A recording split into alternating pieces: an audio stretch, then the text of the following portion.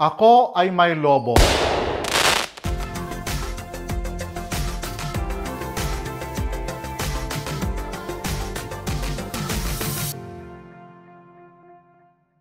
Kumusta po kayo? Welcome back to my channel, the channel that is dedicated in guiding you in your journey in learning a beautiful language, Tagalog, the language of the Philippines.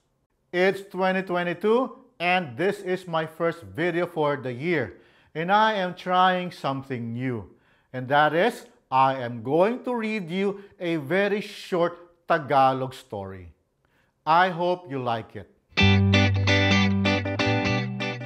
Ang babasahin ko ay mula sa isang munting aklat.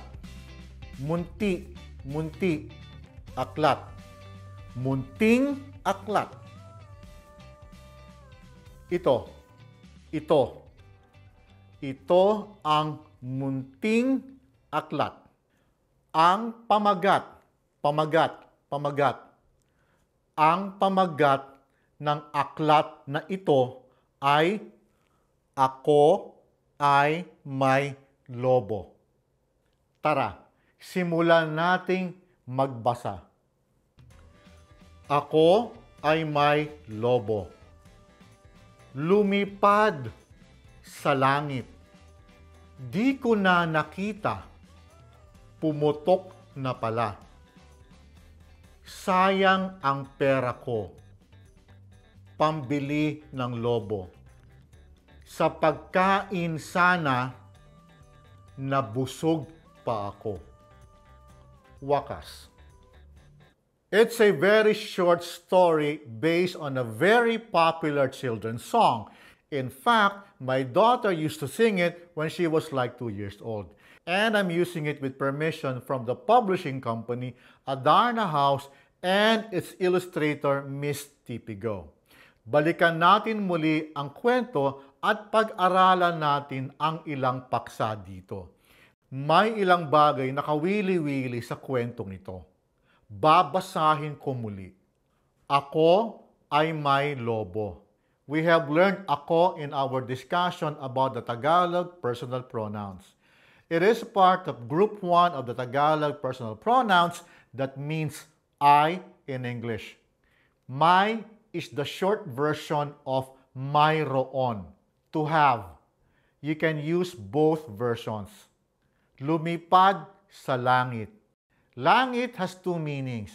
In this story, it means sky. But langit also means heaven. Pwede mong sabihing ibon sa langit o anghel sa langit. Ang ibon ay lumilipad sa langit. Ang anghel ay nasa langit. Ituloy natin. Di ko nakita. Di is the short version of hindi, the Tagalog for no or not. I've talked about this in previous episodes. You might want to check them out. The link is in the description down below. Na is an enclitic particle that adds flavor to the sentence. Na loosely translates as now or already. Let's try with these examples. Hindi ko nakita. I did not see. Hindi ko na nakita also means I did not see. But with na in it, the sentence conveys this meaning. I did not see it from that point. You will encounter this Tagalog particle all the time in everyday speech.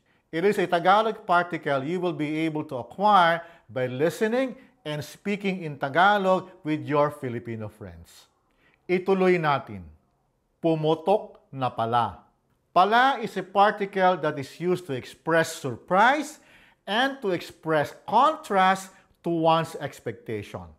In this sentence, pumutok na pala is saying, I did not expect it, but the balloon popped. You can use pala to express surprise. For example, you approach someone thinking the person is someone you know, but turns out to be someone else. Then you can say, ay, ikaw pala yan.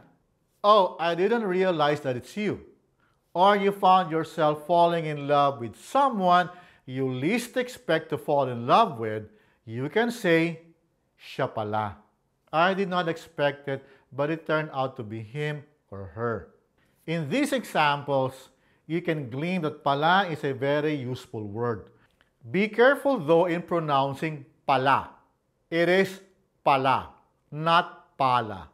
Pala is a shovel. Cool? Ituloy natin ang kwento. Sayang ang pera ko na pambili ng lobo. The word sayang is best expressed this way. Sayang, which is an expression of regret or an expression to convey something going to waste. You can use sayang in these examples. Like things going to waste. Ubusin mo ang pagkain mo. Sayang. Finish your food. Don't let it go to waste. Natapon ang gatas. Sayang. The milk spilled. What a waste. Bilisan mo. Sayang ang oras. Hurry. Can't waste time. You can also use it in expressing regret or missing an opportunity. Like, talo kami ng 1 puntos. Sayang. We lost by 1 point. So close. Bagsak ako sa exam. Sayang ang pag-aaral ko. I failed the exam. My studying went to waste. Hindi ko siya inabutan. Sayang. I wasn't able to catch him or her. What a missed opportunity. Sayang is really very hard to translate. But it's a very convenient word to express regret or missing on an opportunity or something going to waste. Ayos? Tara, tapusin natin ang kwento.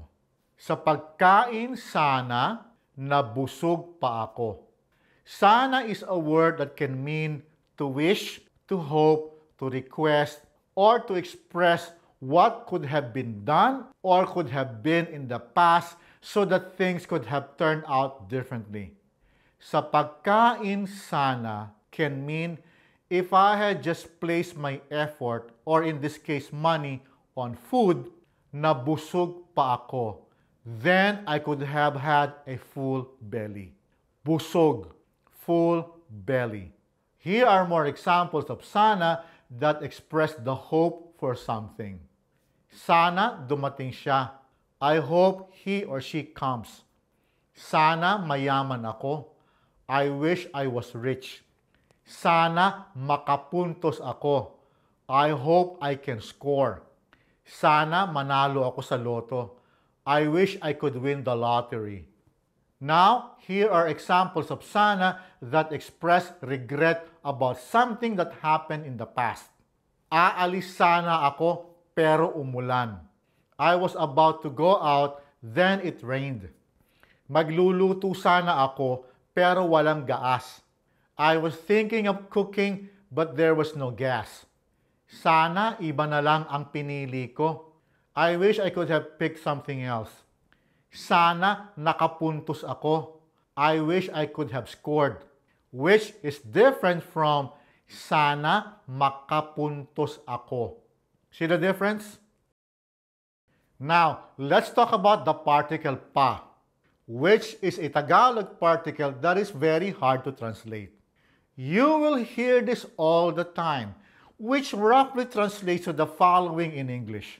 Yet, like hindi pa, not yet. Still, like tulog pa, still sleeping. Else, like in ano pa, what else? More, like in meron pa, is there more? And not until, like sa linggo pa, not until Sunday. Let's go back to the story. Nabusog pa ako. I could have had an even fuller belly. Not a great translation, but that's the message of that Tagalog phrase. Oh, ayan, marami tayong natalakay mula sa isang maikling kwento lamang. I hope you like this format. Please let me know in the comment section down below so that I can do more story reading in the future. And also, the best way to do that is to hit the like button. And I would like to thank Adarna House for giving me permission to use their book in this video. You can also check out their ebooks in their website, and I am providing the link in the description down below. And be sure to subscribe to this channel if you haven't. Just click on the subscribe button and the bell notification button so you will be updated of new contents coming out very soon. I will see you again soon. Maraming salamat at hanggang sa susunod.